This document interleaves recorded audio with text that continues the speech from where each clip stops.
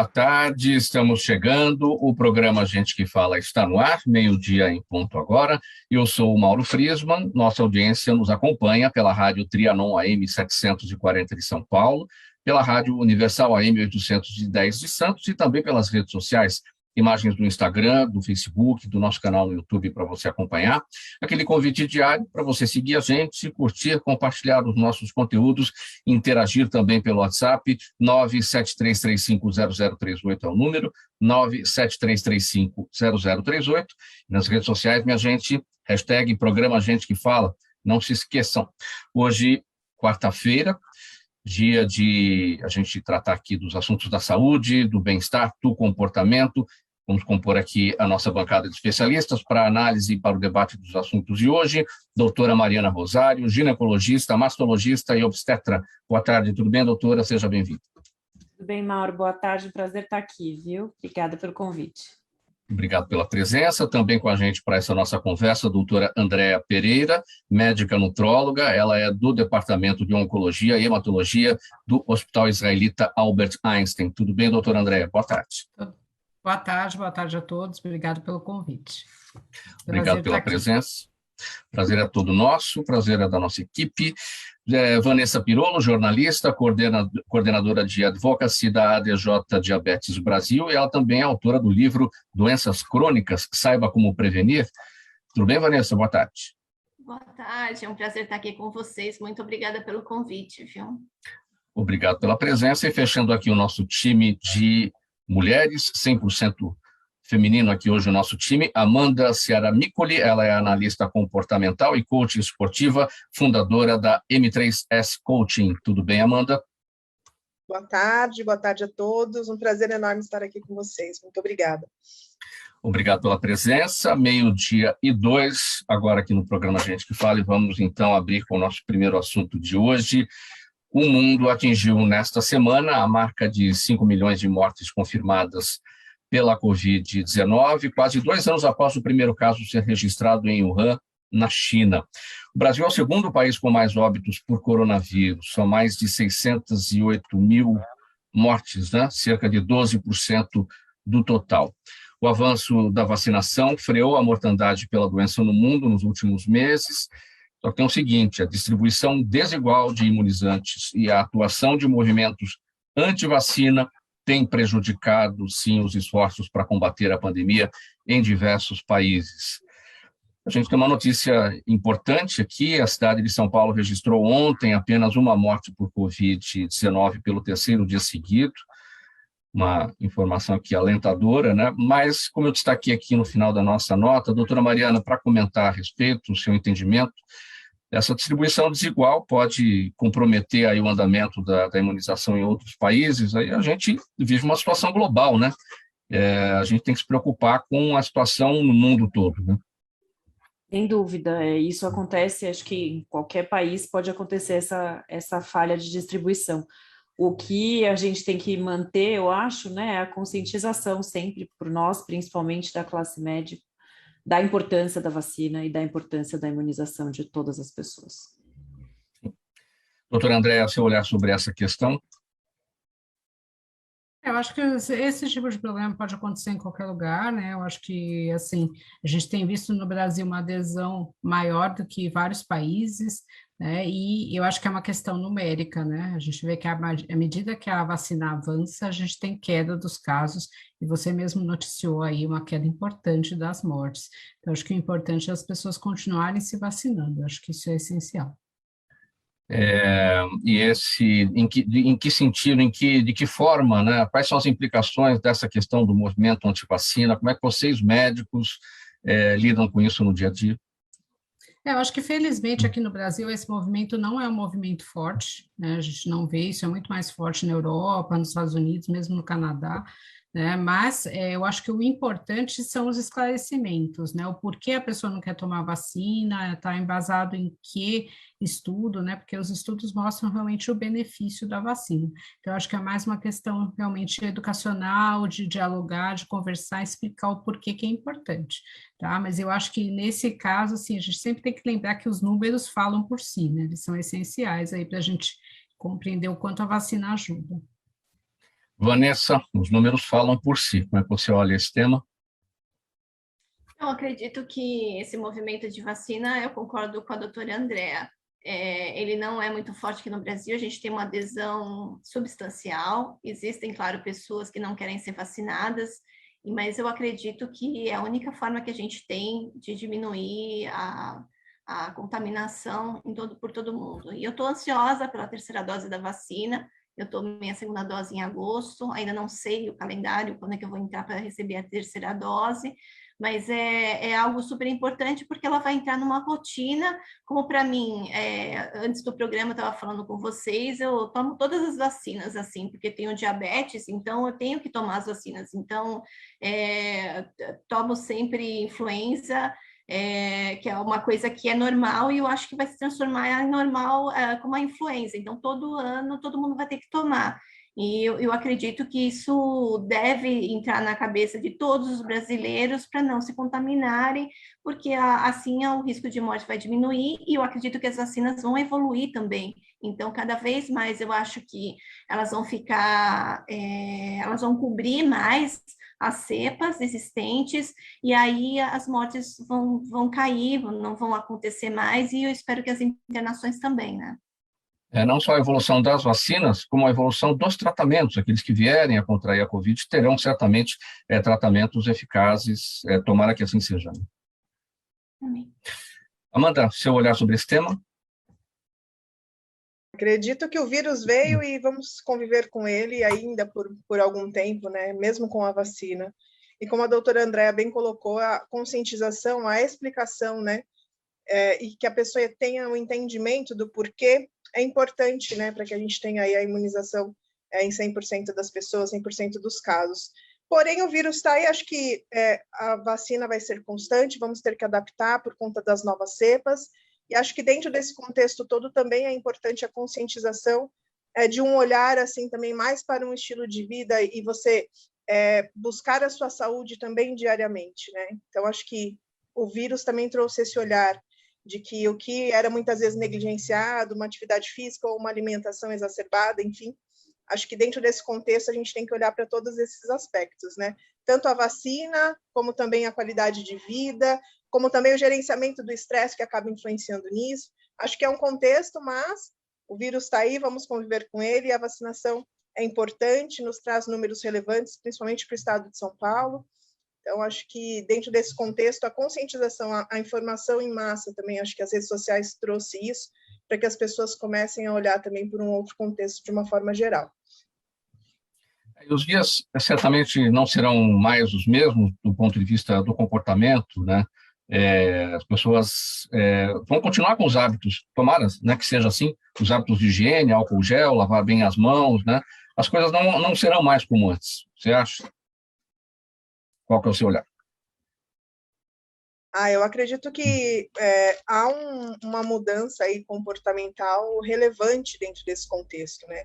A gente vê cada vez mais pessoas levantando a bandeira aí de uma vida saudável, da importância alimentar dentro desse contexto, da importância da prática de atividade física, que todo mundo sempre soube, né? Ou a maioria das pessoas sabiam, porém tinha aquela resistência na execução.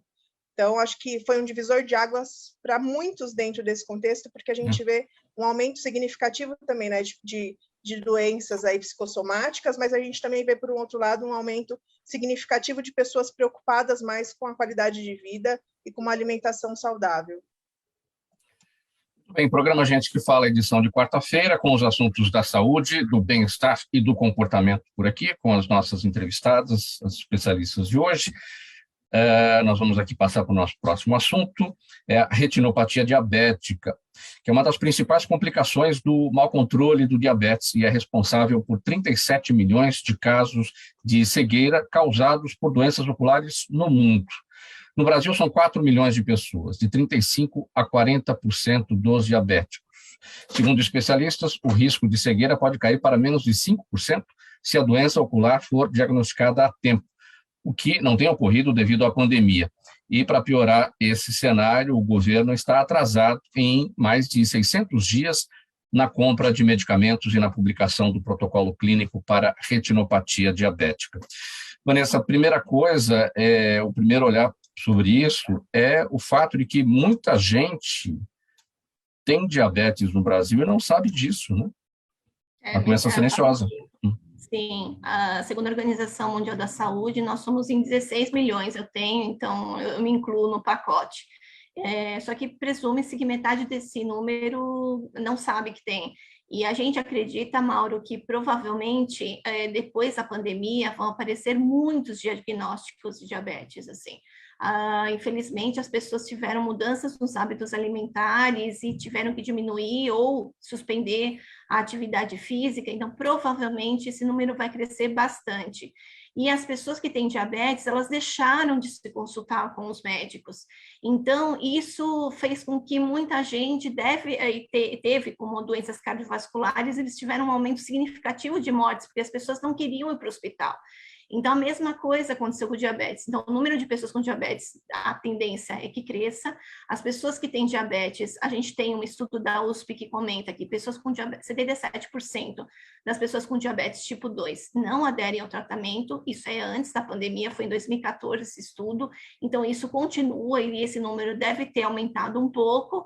Então, a gente está fazendo de tudo, porque agora esse mês é o mês do diabetes. Tem tanto câncer de próstata quanto o mês do diabetes.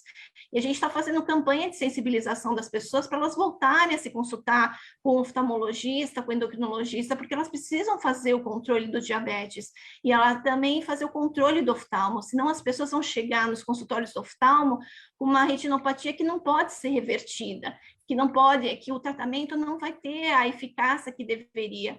E aí, ao mesmo tempo, a gente fala com o governo, a gente tem reunião com o governo a cada 15 dias, depois de uma insistência que nós tivemos no ano passado, para falar sobre insulinoterapia e tal. E retinopatia diabética, o protocolo está pronto desde maio, então as diretrizes para as pessoas conseguirem se consultar, conseguir o médico seja orientado, está pronto desde maio e não é publicado por falta de verba, isso foi falado numa reunião.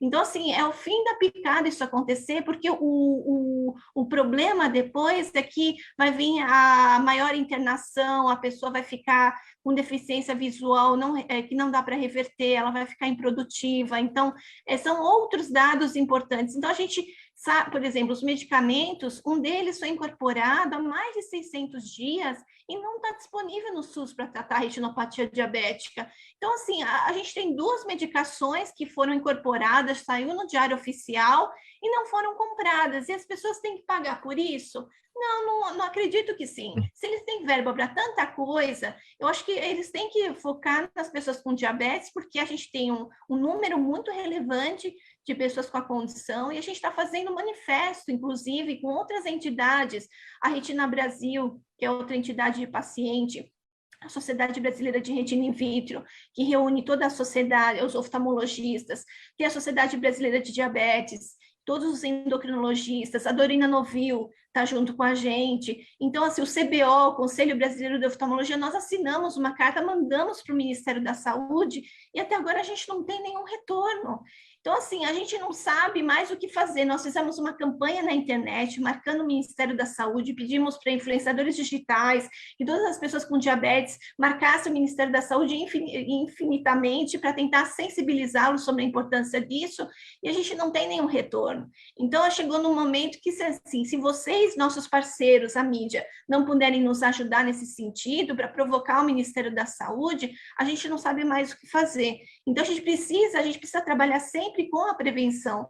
As doutoras aqui presentes, a doutora Mariana, a doutora Andréa, sabem o quanto se trabalhar a prevenção, quanto economiza depois no final da conta. Então, a gente quer trabalhar a prevenção da retinopatia, como também a prevenção de ter um diagnóstico precoce, para que a pessoa não fique improdutiva e depois dependa da previdência social para sobreviver e precise de um cuidador para conseguir. Então, a gente está fazendo de tudo para isso, e a gente, ao mesmo tempo, está trabalhando com as pessoas com diabetes para aderirem ao tratamento. Então, a gente está fazendo várias campanhas, a gente tem agora no dia 10, inclusive uma gamificação, porque a gente não pode fazer as campanhas nos metrôs, ainda não foram permitidas para a gente ir até o metrô fazer campanha de detecção de glicemia. Então, tem uma competição entre 2 famílias, porque a gente precisa passar a educação em diabetes. Agora, então, oi.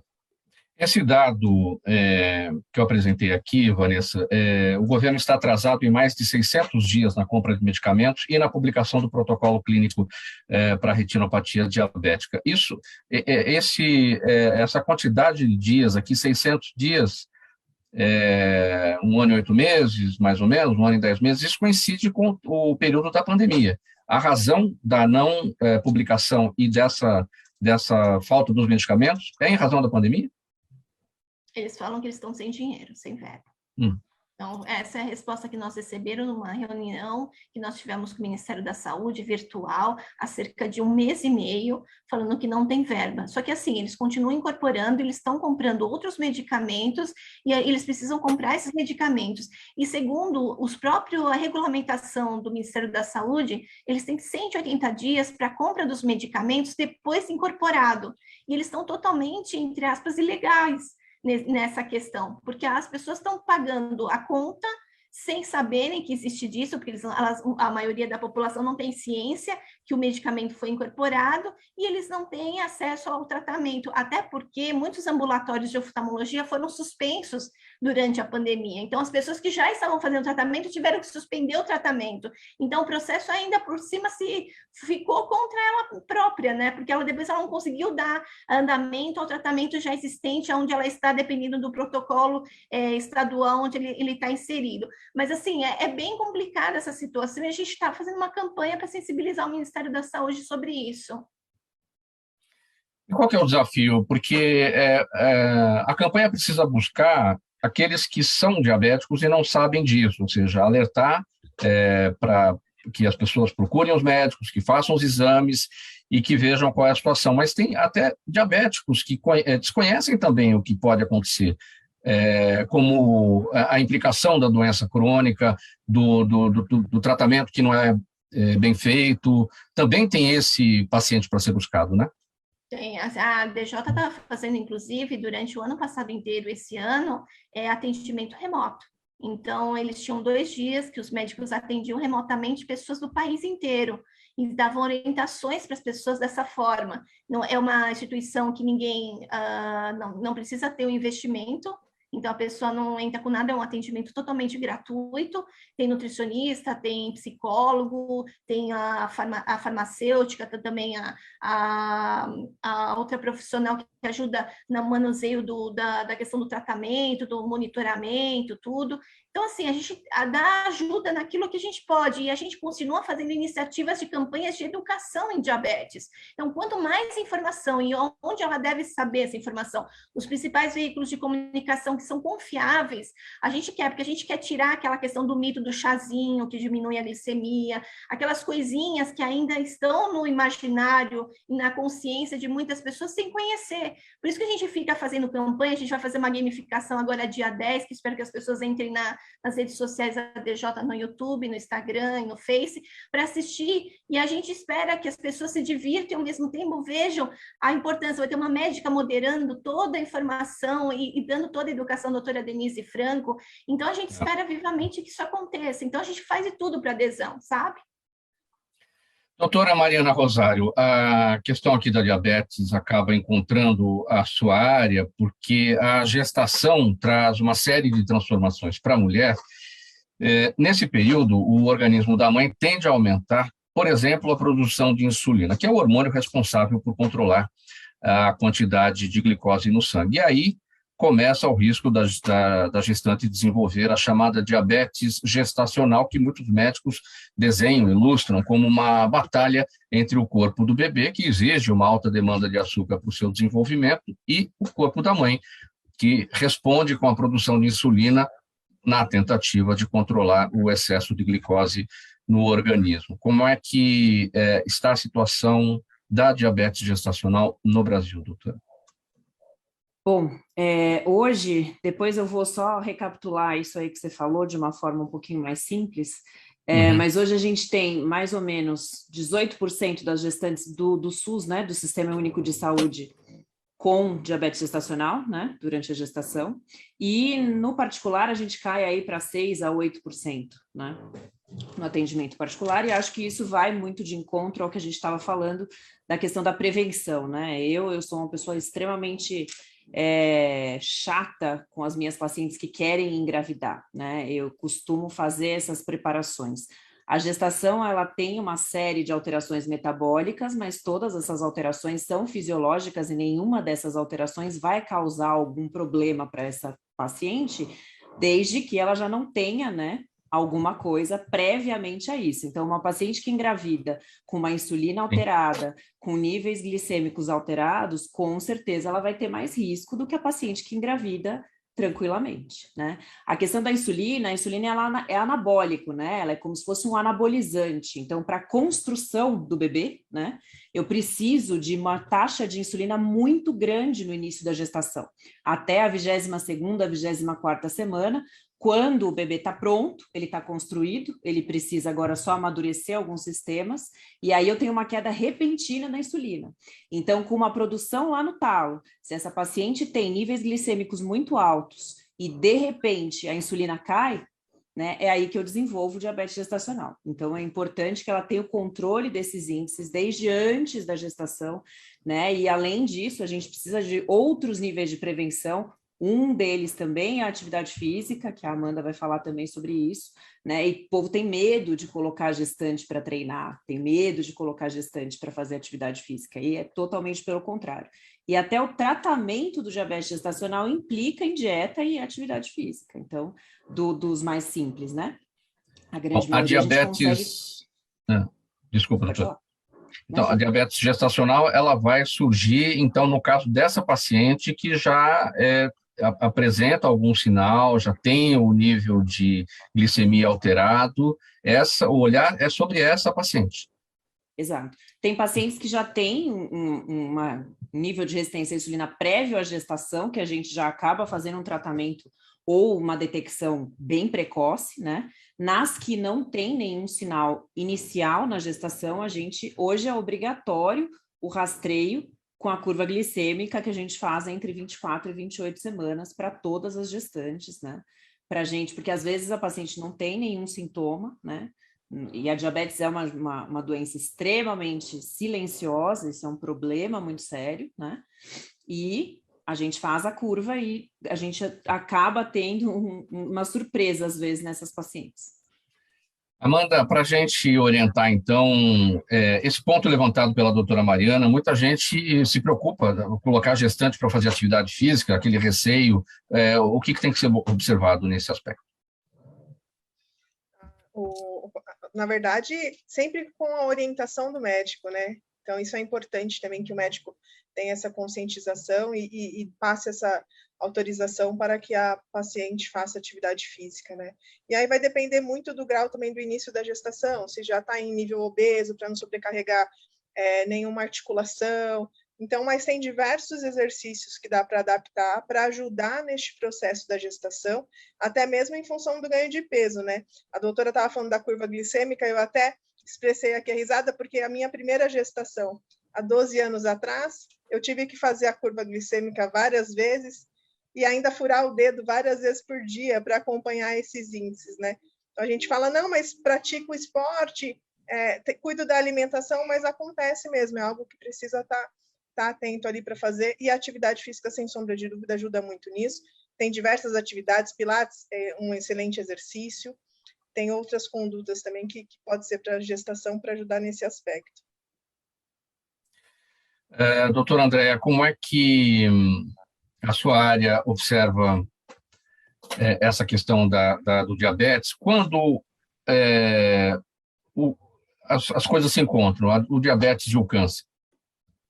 Então, assim, né, a minha área é uma área muito de prevenção, né, eu acho que isso falta no Brasil, a gente não tem um olhar de prevenção, a gente tem um olhar de remediar, apesar de a gente mostrar os números que, se você prevenir, você vai ter muito mais economia, as pessoas acham que não vale a pena gastar com prevenção, né, então, assim, dentro do que a Vanessa falou, acho que isso é essencial, a gente precisa realmente conscientizar os serviços públicos que isso é importante.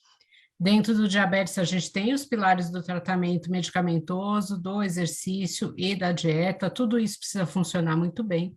E uma das coisas que está muito associada ao câncer é o aumento da insulina, né, dos níveis glicêmicos. Então, o paciente diabético, principalmente o descontrolado, né, que não faz o tratamento adequadamente, tem um risco maior de câncer. E quando isso é somado à obesidade, a gente aumenta mais ainda esse risco. Então, tem que tomar cuidado com esses pacientes. E agora, na pandemia, infelizmente, a gente teve muitas pessoas que abandonaram tanto o tratamento de obesidade como de diabetes. E a gente está vendo agora realmente chegar mais casos de câncer e, com a falta dos exames preventivos, cânceres mais avançados, tá? Então, tudo está interligado. E se a gente prevenir, se a gente controlar o diabetes, a gente diminui a probabilidade de câncer desses pacientes. O que é que impulsiona, doutora Andréa, esse fator cultural do brasileiro? A gente sempre fala da questão da prevenção, da questão do fazer as consultas médicas e os exames preventivos, essa cultura de que a gente só vai ao médico quando, como se diz no popular, quando o calo aperta, quando dói alguma coisa. E aí a dor já pode significar que está tarde demais. Eu acho que é uma questão até educacional, né? Muitas pessoas falam que quem procura acha, né? Eu sempre falo que quem procura acha cedo. Às vezes as pessoas evitam ir no médico, né? Porque acham que se você for no médico você vai fazer exame e no exame vai descobrir alguma coisa. E o exame não cria uma doença, né? Ele consegue realmente pegar alguma coisa no início. Quanto mais inicial você pegar uma doença, mais fácil de tratar, né? No caso da retinopatia diabética, por exemplo, se você deixar isso avançar, você vai ter uma cegueira, você vai ter um comprometimento muito mais importante, né? Uma coisa que você consegue evitar. Então, assim, a prevenção é essencial e eu acho que isso precisa ser ensinado, né? As pessoas têm que entender. Por outro lado, né, a prevenção aparece pouco, né? Porque você faz a prevenção e a pessoa não tem, né? Então, assim, você fala, olha, tá vendo? Não teve porque preveniu. Aí sempre fica aquela questão, será que foi a prevenção mesmo? Será que não ia ter? Né? Então, ela demora para descer. Por isso que a gente tem a importância dos estudos que mostram que faz diferença. Então, a gente tem problemas de prevenção, acho que em todas as doenças aqui no Brasil, né? A obesidade, a gente tem esse problema, no câncer, a gente tem esse problema no diabetes, na hipertensão, né? É comum a gente descobrir quando já tem algumas complicações. Então, eu acho que é educação mesmo, a gente tem que falar cada vez mais sobre isso, né? Eu acho que por isso que o serviço, né, das mídias, da imprensa é tão importante, né? Para vocês conscientizarem as pessoas. Vanessa, e principalmente pelo fato do diabetes ser uma doença hereditária, a pessoa já tem que saber, né? Já tem que entender que se alguém da família teve, mais de um já teve, enfim, é importante ficar sempre atento, sempre ligado, né? Eu acho que sim. Mas, assim, existem as médicas aqui presentes podem falar, Mauro, não existe só um tipo de diabetes. O meu tipo de diabetes é uma doença autoimune. Eu tenho tipo 1. Então, ela apareceu e não tinha como prever que ela fosse aparecer. Então, no meu caso, não tinha como o Mauro fazer uma prevenção, de verdade. Agora, a maioria da população brasileira, como mundial, tem tipo 2. E aí, realmente, entra naquilo que você falou. Então, se tem casos na família, tem que ficar mais de olho e tem que aproveitar e fazer um acompanhamento melhor e mudar os hábitos o quanto antes, porque assim é a única forma de prevenir. Concordo contigo. A gente vai fazer, até queria aproveitar para fazer um convite para todo mundo que está assistindo aqui, de fazer uma live sobre educação em diabetes, uma campanha de retinopatia diabética, no dia 11 às 19 horas, nos canais da DJ, porque assim, uma forma que a gente tem, a gente vai trazer médico para conversar com o paciente, e aí eles vão poder fazer, a gente vê o chat, tem as perguntas, a gente responde ao vivo, que é uma maneira da gente ajudar a população que não consegue ter acesso tão fácil. E no SUS, quem trata pelo SUS, a fila está imensa. Então, assim, todos os veículos de comunicação têm comentado que o CISREG, todos esses sistemas, eles estão com uma fila imensa, porque agora que eles estão começando a abrir os hospitais, eu vi hoje a notícia pela manhã, que eles estão abrindo os hospitais para tratar algo que não seja Covid. Então, agora, mas assim, vai ser uma fila tão imensa que eu não sei como é que eles vão dar conta de toda essa situação. E essa fila alongada também por aqueles que não conseguiram manter os seus planos de saúde aí ao longo da pandemia, perderam o emprego e estão na fila do SUS também, né? Você falou da live, é dia 11, então, na quinta-feira que vem, quais os canais e o horário? Às 19 horas, no YouTube da DJ Diabetes Brasil, e no Facebook da DJ Diabetes Brasil. Então, quem quiser, assistam, participem, mandem suas perguntas, vai ter interação, então vai poder o médico responder ao mesmo tempo, vai ter a mediação também da Sônia de Castilho, que ela também é educadora física, para ajudar também nessa área, vai ter também a farmacêutica Ana Paula, Miranda, então vai ser super importante, porque a gente quer educar o paciente para ele aderir ao tratamento e não precisar do SUS, no sentido de internação e de tratar a complicação. Então, o que a gente quer é economizar o SUS para ajudar o maior número de pessoas. É isso. E o conteúdo, para a gente finalizar esse tópico, o conteúdo da live também tem a ver com o seu livro, Doenças Crônicas, Saiba Como Prevenir, né? Isso. Tem a ver porque a gente sabe que quanto mais a gente prevenir e a gente mudar o estilo de vida, mas a gente não vai ter todas as outras doenças crônicas, que é o número de doenças crônicas que envolvem hipertensão, que envolvem diabetes, doenças cardiovasculares. A doutora Andréa falou, a parte também de câncer é super importante, porque são todas doenças crônicas. E tem muitas outras, inclusive DPOC também. Então, é uma forma da gente prevenir essas doenças. Então, quanto antes a gente falar sobre isso, educar as pessoas, mesmo quem não tem diabetes, pode assistir essa live, porque com certeza vai sair dela tendo a informação correta para poder mudar o seu estilo de vida. Faltando 28 minutos para 13h, programa Gente que Fala, edição de quarta-feira, com os assuntos da saúde, do bem-estar e do comportamento. As nossas especialistas aqui tratando dos nossos temas de hoje. Antes da gente entrar aqui na nossa próxima pauta, que é a dieta do equilíbrio, Vanessa, só deixar um abraço aqui para você, do nosso jornalista Fausto Camunho, diretor do programa Gente que Fala, está aqui mandando esse abraço para você, tá bom? Beijo, Fausto. Vamos lá, então, para o assunto, que é o seguinte. A nutróloga Andréa Pereira está aqui com a gente, acaba de lançar o livro Dieta do Equilíbrio, a melhor dieta anti-câncer, baseado em dados científicos para provar a relação da nutrição com o câncer, e traz informações relacionadas não só aos alimentos, mas também à influência de vitaminas, atividades físicas e até mesmo o papel das mídias sociais nessa orientação alimentar. O livro destaca o uso da cúrcuma, é a substância extraída do açafrão que vem sendo usado com sucesso no aumento de massa muscular e redução de massa gorda em pacientes com câncer. Andréa, bom, vamos falar aqui então primeiro, o início da nota aqui, a relação da nutrição com o câncer. Bom, assim, a gente tem, né, todos os estudos que falam de prevenção ao câncer, né, 80% das medidas estão relacionadas à dieta. Então, tanto a Sociedade Americana quanto a Sociedade Brasileira de Oncologia têm destacado isso, e o que é isso? É uma alimentação saudável.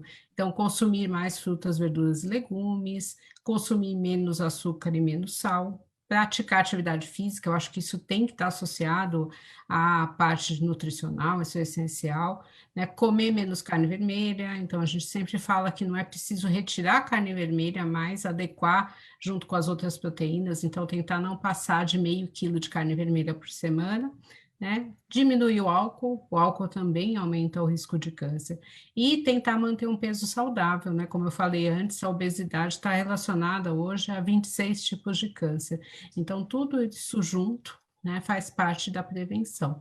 Então, isso está comprovado pela ciência, né, dentro dos fatores aí de preveníveis que a gente consegue. A gente sabe que o câncer é uma doença multifatorial. Então, apesar de você fazer tudo direitinho, não quer dizer que você não vai ter, mas você diminui a probabilidade. O câncer, a notícia do câncer, ela cada vez menos tem sido encarada como uma sentença de morte? Não, eu acho que as pessoas ainda encaram como uma sentença de morte, apesar de ter mudado muito, né?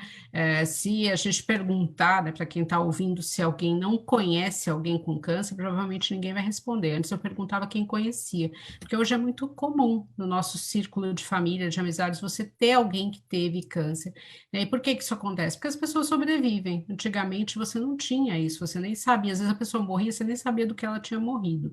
Então, assim, o tratamento melhorou muito, a possibilidade de cura aumentou muito, né? Aqui no Brasil, o campeão é o câncer de pele, mas tirando o câncer de pele, entre as mulheres é o câncer de mama e entre os homens o câncer de próstata, que são dois cânceres potencialmente curáveis. E aí depende do quê? De achar cedo, né? Que nem eu falei. Então, quanto antes você descobre os cânceres, maior a chance de cura. Então, não é uma sentença de morte mais como era antigamente, né? Você tem uma melhora dos tratamentos, mas as pessoas ainda pensam nisso quando elas têm, o médico fala que elas estão com câncer. Tem a questão da longevidade, claro, as pessoas vivendo mais, o que você acabou de salientar, aí a doença acaba... a diferença do que acontecia antes, a pessoa não vivia tanto, às vezes tinha doença, morria, nem sabia que tinha, enfim, ou nem chegava a ter. Agora, a gente observa também a doença em públicos cada vez mais jovens, né? Sim, a gente tem visto isso, né? Até o câncer de mama, a gente tem visto cada vez mulheres mais jovens com câncer de mama, a gente não sabe bem explicar o porquê, né? Tem várias teorias, isso aqui no Brasil tem sido muito comum, né? Lógico que a gente, depois dos 50 anos, a gente tem uma chance maior de cânceres, porque você tem uma chance maior de ter alterações aí das células, né? Então, isso pode potencializar, né? A obesidade potencializa, os erros alimentares, o sedentarismo também, né? O cigarro, a gente sabe disso. Então, assim, várias causas, é uma doença com muitas causas, né? Mas a gente tem a longevidade com a pessoa tendo mais chance de ter câncer. Mas, infelizmente, a gente não pode pensar assim, não, só vou fazer meus exames preventivos depois dos 50 anos, né? O ideal é que a gente tente fazer sempre para ver várias doenças, né? Não só o câncer. Doença multifatorial, o câncer, mas, via de regra, a gente sabe quais são os efeitos causadores aí, né? Quais são o que causa, né? Por que a gente não evita as causas, doutor André? Eu acho que assim, né, se a gente for pensar que a maioria das causas de prevenção, né, o que você pode prevenir, está ligado à mudança de estilo de vida, a gente fala, é fácil mudar estilo de vida, não é. Né? As pessoas têm uma dificuldade muito grande. Por exemplo, no meu consultório, uma das minhas maiores dificuldades é convencer as pessoas a fazerem atividade física. Né? Isso é uma coisa que eu pego no pé. Então, geralmente a pessoa vem na primeira consulta, você fala, aí volta, você fala, e aí, já começou? Vou começar daqui a pouco, tal, né? E os hábitos alimentares são mais complicados ainda, porque eu vou mudar o meu hábito, mas eu moro com pessoas, né? Então, assim, a mudança não consegue ser só sua, você vai acabar tendo que mudar o hábito da família. E geralmente os seus amigos também têm os mesmos hábitos que você. Né? Então, você começa a ser o chato da turma. Você depois que começou com essa história aí de alimentação saudável, você não quer mais sair com a gente, né? Você não quer ir dos mesmos lugares. Agora que você começou com essa história de exercício, você quer ir dormir cedo, né? Você tem todo dia fazer exercício. Então, assim, mudar hábito é difícil por causa acho que até do conceito social mesmo, porque você acaba tendo que mudar o hábito da família. Por isso que é difícil prevenir, né? E outra, o que eu já tinha até falado isso antes, a prevenção ela não aparece, né? Então, assim, eu mudei meu hábito, eu fiz tudo direitinho e não tive câncer. Será que eu vou pensar nisso? Será que foi isso mesmo? Será que não foi outra coisa? E dentro das famílias que você já tem outros casos de câncer, a gente vê muito isso no câncer de mama, câncer de próstata, né? Uma tendência familiar, aí eu tenho que me preocupar mais. Geralmente você acaba indicando mais exames de prevenção para você tentar descobrir, né, caso a pessoa tenha cedo. Né? Então, tem famílias que têm isso mais presente, elas têm uma preocupação maior. Né? E uma outra coisa que eu vejo muito é o paciente ter o câncer e ele achar que se ele teve uma vez, ele não vai ter mais. E aí ele volta a hábitos errados. Né? Então, eu sempre falo que o câncer é um raio que, infelizmente, pode cair 2 vezes no mesmo lugar. Então, depois que você teve, você deve manter os seus hábitos, porque você acaba tendo também que prevenir um segundo câncer ou uma recidiva. Mas é difícil mudar hábito, não é fácil, não. Pois é. Amanda, como incutir a mudança de hábito na cabeça das pessoas, a dieta, que vai começar na segunda-feira, a atividade física, que vai começar na segunda-feira, no ano que vem, né? Agora, principalmente nesse ponto, né? Estamos em novembro, agora não vai acontecer mais, então só no ano que vem. Como incutir isso na cabeça das pessoas, não ser o chato, como falou a Andréia, na família, entre os amigos, você vai ter que fazer o diferente de todos. Quando a pessoa fala que ela vai começar a dieta na segunda ou no ano que vem, ela de fato ela está acreditando no que ela está dizendo para ela mesma. Então isso dificulta, né? Mas nós hoje somos a sociedade do imediatismo, né? Então, até os meus atendimentos na psicanálise, a gente vê as pessoas cada vez mais aceleradas, mais ansiosas, até uma própria possibilidade de você adiantar a conversa no WhatsApp, a gente não tem paciência nem para ouvir mais, né? A gente quer acelerar as coisas, a sociedade do imediatismo. E essas questões, né, de saúde, a gente muitas vezes, principalmente na questão corporal, a pessoa normalmente ela coloca a atividade física com um objetivo lá na frente. Então eu vou fazer atividade física para emagrecer ou para trincar a barriga. Então sempre está com isso na mente. Só que esses são resultados porque nenhuma mudança no corpo, né, nenhuma mudança no comportamento, na mente, acontece de um dia para o outro. É uma construção. Então as pessoas fazem uma semana, então elas estão ali, na verdade, entusiasmadas, né? Então compra roupa nova e fala para a doutora que vai fazer. Ela não consegue se manter porque ela não vê resultado imediato. E a gente tem um centro no cérebro que é o centro de prazer e recompensa. Então, o que é melhor, né? É eu comer aqui agora e ali beber a cervejinha porque está todo mundo me chamando, ou eu fazer algo que eu não vou ver o resultado neste momento e que pode se mascarar, como a doutora bem colocou, né? Então, nesse sentido, a gente precisa mudar um pouco a maneira de avaliar para que ela projete o cenário futuro, né, de saúde para o momento presente. Então, há um trabalho mental a ser feito para que a pessoa consiga mudar a forma de analisar, né? Então, ela projeta o futuro para o momento presente até que aquilo vire um hábito, até que ela tenha frequência naquilo. Porque depois que a conexão neural está fortalecida da atividade física ou da conscientização de que eu preciso fazer isso para a saúde, fica mais fácil a execução. É só o começo que precisa ter essa adaptação e um acompanhamento mais frequente. Difícil, né? Não é fácil, não é impossível também, mas é importante, né? Então, trazer a recompensa futuro para o momento presente. Doutora Mariana, muita gente no seu consultório dizendo que vai começar a dieta na semana que vem e a atividade física no ano que vem, não? Eu não deixo ninguém deixar para outra semana, não, viu? Mauro, eu cobro muito as minhas pacientes, né? Como eu disse, eu tenho uma preocupação muito grande, né? Eu trabalho muito com a medicina funcional também, que é uma medicina preventiva, né? Então, e durante a gestação, a gente tem um negócio que se chama programação metabólica fetal, né? Eu consigo alterar expressões de genes do meu filho durante a minha gestação. Então, hábitos de vida durante a gestação que vão causar as doenças que meu filho vai ter até a idade adulta, né? Então, eu costumo brincar com elas que isso não é justo, né? Então, a gente precisa mudar esses hábitos o mais rápido possível, independente de engravidar ou não, né? Como a Andrea já disse, e o câncer, eu também sou mastologista, eu tenho hoje 2 amigas de formação minhas mastologistas que estão tratando câncer de mama, super jovens, né? E que, como ela disse, a gente não sabe explicar, mas que com certeza o estilo de vida que a gente tem no decorrer dos anos, ele está sendo totalmente prejudicado, né? Cada vez mais a gente tem comidas processadas, consumo de açúcar, né? Consumo de glúten, excesso, lactose, tudo isso a gente sabe que tem ligação. A questão do álcool, o tabaco, pílula anticoncepcional, que é uma coisa que ninguém fala, mas que é um veneno para milhares de coisas, principalmente o câncer de mama, a gente já tem ligação também com o anticoncepcional.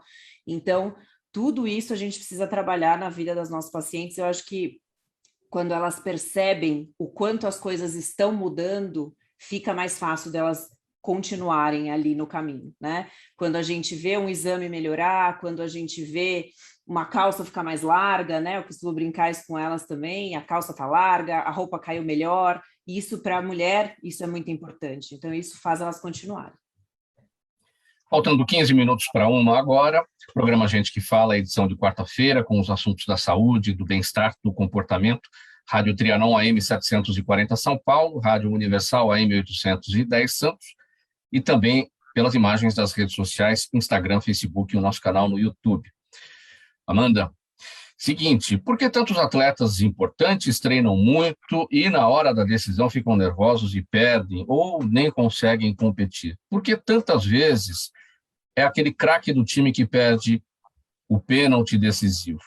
Pensando nessas questões, clubes importantes têm apostado, além da preparação tática e técnica, na preparação mental de seus atletas, com ferramentas do coaching, que os auxiliam a enfrentar as pressões do dia a dia.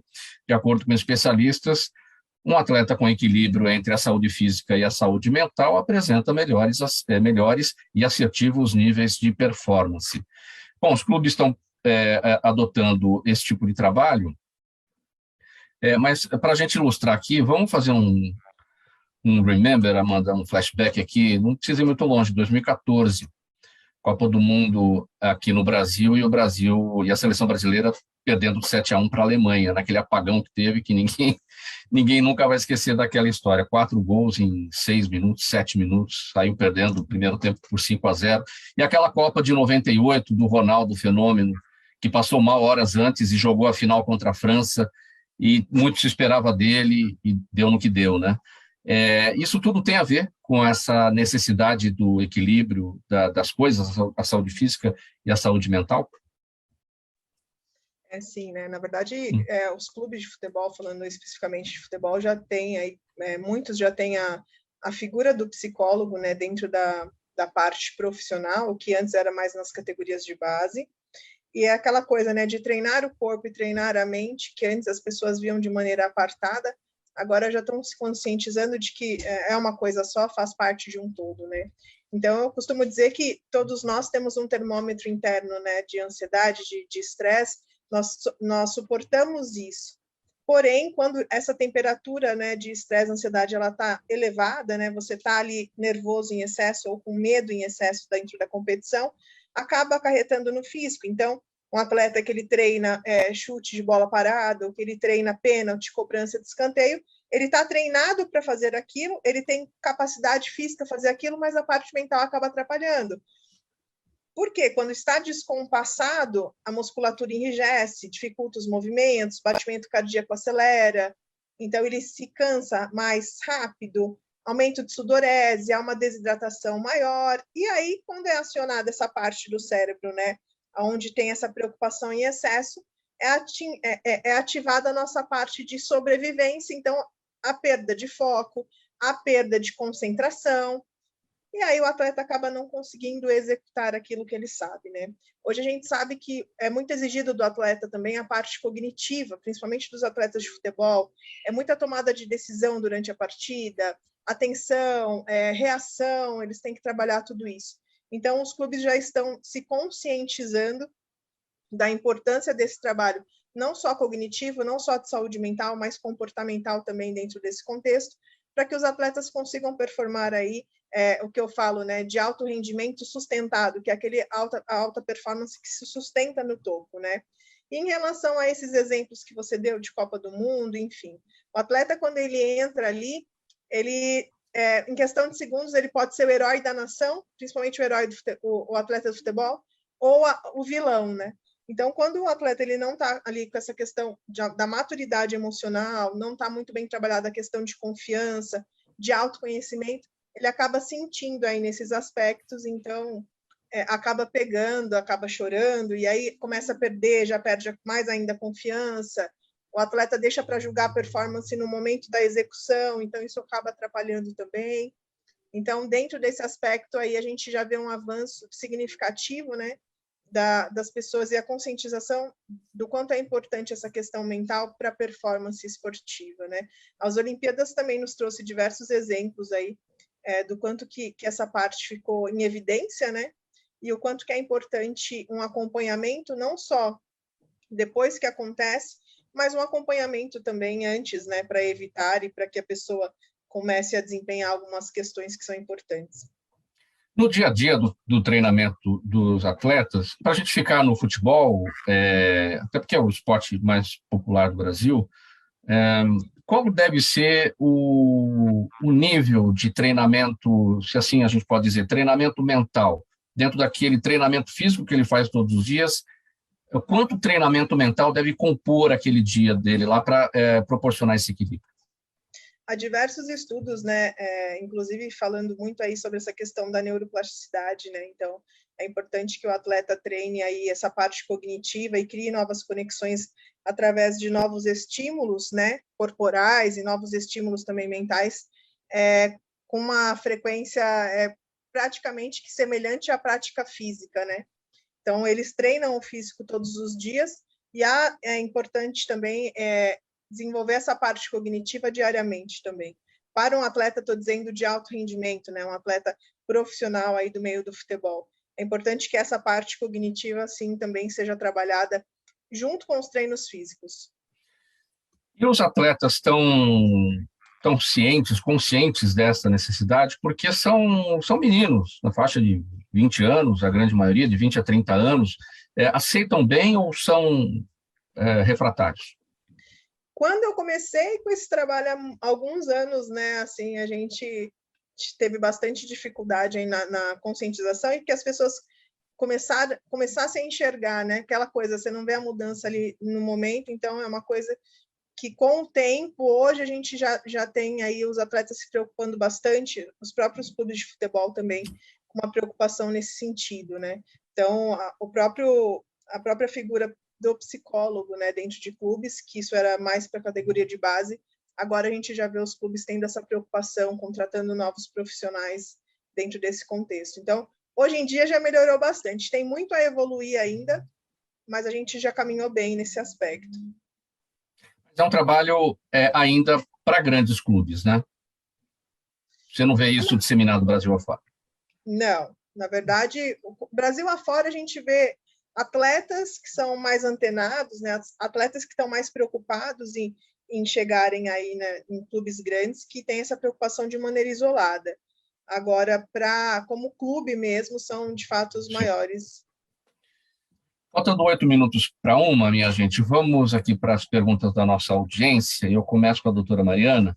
O seu Jaime, do Jardim Bonfilholi, está aqui com a gente todos os dias participando, e ele quer saber o seguinte: se a reposição hormonal pode aumentar os riscos de câncer de mama e de problemas cardíacos. Pergunta clássica, sempre aparece, sempre há dúvidas em relação a isso, né, doutora Mariana? Sim, com certeza. E aí a gente tem que trabalhar duas frentes, a reposição hormonal tradicional e a reposição hormonal bioidêntica que a gente tem hoje em dia, né?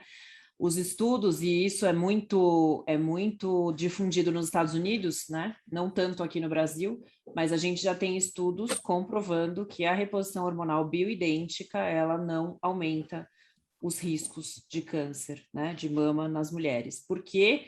Porque eles conseguiram formular um hormônio igual ao hormônio que a gente produz, né, no nosso organismo durante toda a nossa vida.